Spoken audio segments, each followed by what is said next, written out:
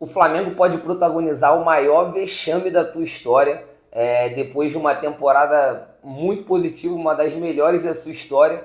E o jogo contra o Vasco amanhã pode definir tudo para o futuro do rubro-negro no Campeonato Carioca.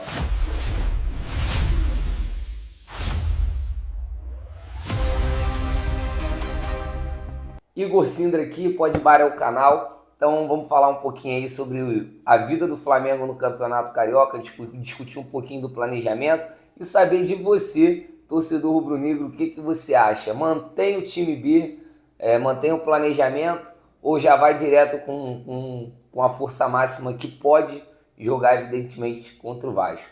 O Flamengo é o último colocado do Campeonato Carioca e, para quem ainda não sabe, pelo regulamento, os dois últimos colocados jogam um quadrangular do rebaixamento, esse é o nome.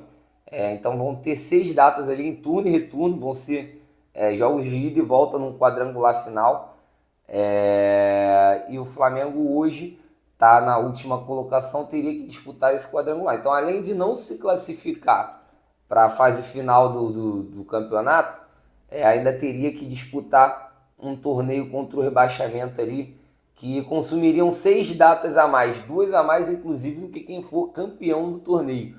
Isso preocupa muito a diretoria. O Flamengo veio com planejamento de disputar o Campeonato Carioca, abriu mão da Copa São Paulo, inclusive, para disputar o Campeonato Carioca com o time sub-20. Essa estratégia não deu muito certo, né? Falando um pouquinho sobre as atuações rubro-negras ali no primeiro jogo, até teve um bom primeiro tempo, mas um segundo tempo muito abaixo. Acho que até por um pouco de inocência.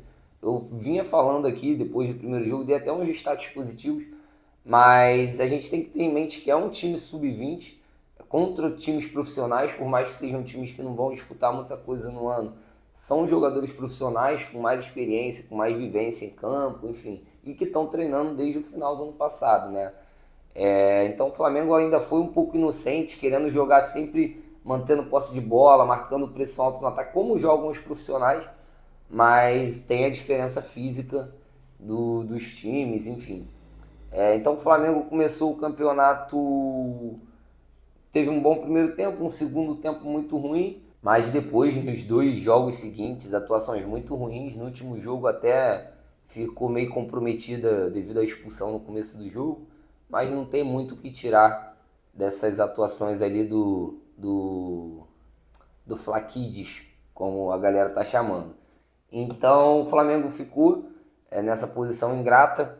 Algumas pessoas, muito se discute as notícias que o Flamengo iria colocar o time principal já, os jogadores que tivessem condição de jogo para disputar contra o Vasco. Eu quero saber a sua opinião, deixa aí nos comentários. Aliás, não pedimos o like ainda, então já deixa teu like, curte o vídeo aí até o final, tá? Eu sou contra, eu acho que tem que se manter o planejamento. Caso o Flamengo vai disputar grandes coisas aí no ano novamente, o ano cheio. Daqui a pouco tem a Supercopa já, depois do primeiro jogo do Brasileiro, o Flamengo enfrenta o Vasco agora, o Fluminense no final de semana, e aí já começa o Campeonato Brasileiro contra o São Paulo, e no final de semana seguinte ao jogo ali da Supercopa do Brasil. Colocar o time hoje, vamos lembrar que o Flamengo voltou de férias há 34, 35 dias, agora era para estar voltando nesse final de semana, então antecipou um pouquinho a volta para poder estar voltando aos treinos. Então, assim, colocar o time também, um time ali com alguns reservas e tal, não significa, não é garantia de vitória sobre o Vasco, e nem sobre o Fluminense no final de semana seguinte. Se fosse para colocar contra o Fluminense para dar um pouquinho de ritmo de jogo ali para começar o Campeonato Brasileiro com os atletas um pouco melhor fisicamente, aí pode ser, mas antecipar isso não acho que é garantia de nada.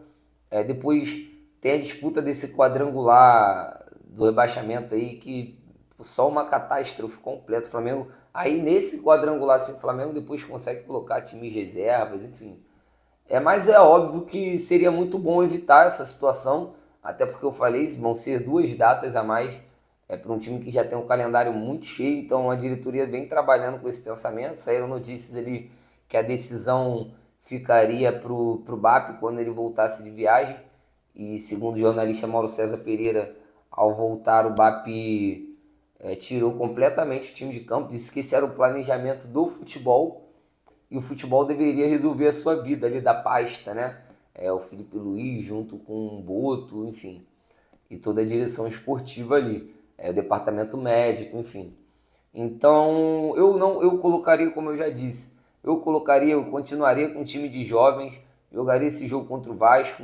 Eu acho que o Flamengo, a torcida do Flamengo não está ligando muito para isso, para o Campeonato Carioca em si. O time também não deveria dar essa importância toda. Se pudesse evitar essas 2 datas a mais, seria bom. Então eu manteria o planejamento, assim, a não ser que a gente colocasse talvez jogadores pontuais ali que o Flamengo não conta para a temporada, tipo o Michael, o Alan, até para eles mostrarem um pouco de futebol e talvez concluírem negociações que podem estar em andamento. O goleiro Andrew chegou com ritmo de jogo, esse pode jogar. Além do zagueiro Vitão, que teve férias um pouco mais longas, porque encerrou sua temporada ali junto do Internacional pelo Campeonato Brasileiro, então é outro que pode fazer sua estreia. Mas é o que eu disse, colocar os jogadores titulares hoje não é uma garantia de vitória, principalmente porque o Vasco vem num momento positivo ali, de otimismo da torcida, chegou, claro, teve a derrota na final da Copa do Brasil, mas isso já foi meio que um alento para o torcedor vascaíno. O Pedrinho está buscando fazer contratações pontuais, teve a saída do Verratti, mas vem chegando um centroavante que teve sua melhor fase ali com o Diniz e é um bom jogador, ainda jovem, que é o Brenner. Então o Vasco vem, a torcida vem esperançosa. Pode ser, quem sabe, que seja o último jogo do Ryan pelo Vasco. Parece que o jogador quer sair.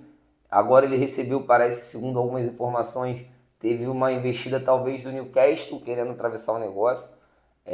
Infelizmente, pro Vasco, né, não vai render tanto quanto o Ryan, talvez a formação do Ryan mereceria, porque o Vasco só tem 50%, a família do jogador tem 30% desse negócio, então é outro motivo para ter um interesse do atleta em se transferir agora. A gente sabe como tudo pode acontecer no futebol, né? De repente uma lesão e aí talvez ele não tenha essa proposta no futuro, então ele vê com muito bons olhos essa transferência. Eu acho que faz muito sentido pro futebol dele, tá jogando como numa liga contra a Premier League, um cara muito explosivo, de força física, que finaliza bem. Acho que tem tudo para... E vai começar num time que ele vai ter oportunidades, ao que tudo indica, né? Então seria importante pro Ryan. Enfim, tô contextualizando tudo isso para mostrar que nem que o Flamengo fosse com um time titular hoje seria uma garantia de vitória contra o Vasco, até porque o time, como eu disse, voltou a treinar há muito pouco tempo e essa volta das férias foi antecipada, então a gente tem que ver como é que alguns jogadores estão se sentindo. Enfim, a gente tem aí hoje como um dia, parece que é um dia que vai ter novidades sobre o Paquetá ainda até o final, até esse dia acabar. É esperado uma reunião, uma proposta oficial do Flamengo ou uma troca de ideia ali com a diretoria do West Ham sobre a novela Paquetá. A gente já sabe que o jogador quer muito vir, tá rolando curtida, troca de mensagem. Ontem o Flamengo postou nas suas redes sociais aí uma foto do Paquetá ainda novo, e aí teve uma troca de coraçãozinho ali entre os dois. Vamos esperar novidades. Eu queria no final desse vídeo falar com vocês que a partir de semana que vem a gente tem uma programação que era o objetivo já desde que criamos o canal, de live. A toda segunda-feira a gente vai fazer um formato de podcast ali, com convidados, debater tudo o que aconteceu da rodada e o que está por vir no meio de semana, enfim. Então toda segunda-feira, a partir de 7h30 da noite, eu queria contar com a audiência de vocês para uma troca de ideia, uma resenha ali, sempre num barzinho, num ambiente diferenciado do que vocês estão acostumados a ver, mas que vocês estão acostumados a vivenciar, acredito eu. Então é isso, rapaziada. Valeu para quem assistiu até o final. Comenta aí, dá sua opinião. Fala sobre esse Flamengo e Vasco, o que você está esperando, se você manteria a estratégia, se você mudaria, já colocaria a cavalaria completa. Valeu!